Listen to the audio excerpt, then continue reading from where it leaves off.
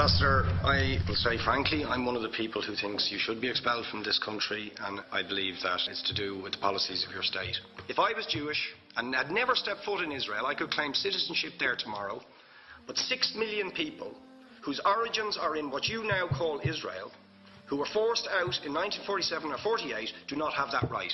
Isn't that part of the reason why the Palestinians are in dispute with Israelis? Because you deny them the right to return to their homes and to their land and to their villages, and that they have a legitimate claim, even under international law, to return, but you deny them that right.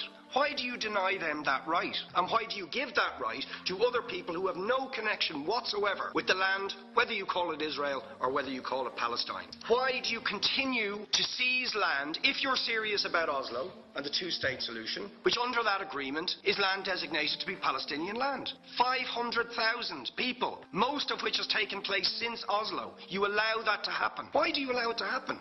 If you're serious about giving this land to the Palestinians, it's absolutely extraordinary. Are you not just taking us, Ambassador, for idiots? That you can say with a straight face, we're serious about peace, but while we're serious about peace, we're going to seize Palestinian land. And you expect the Palestinians to just sit back and do nothing about that. Now, you know what the Palestinian people have been asking for. Far less even than some people would ask for. Because I believe the whole apartheid system should be dismantled. But what they've asked for is to lift the siege of Gaza. Just to lift the siege of Gaza. Let them have an airport. Let them have ports. Let them not be dictated to by a government for whom they do not vote as to what can go in and out of their territories, whether they will have power, whether they will have clean water, whether they will have medicine. What makes you think you're allowed to have nuclear weapons and the fourth biggest army in the world and visit destruction on the people of Gaza, but they have no right to defend themselves? They have no territorial sovereignty over that land. Would you ask questions, please? How do you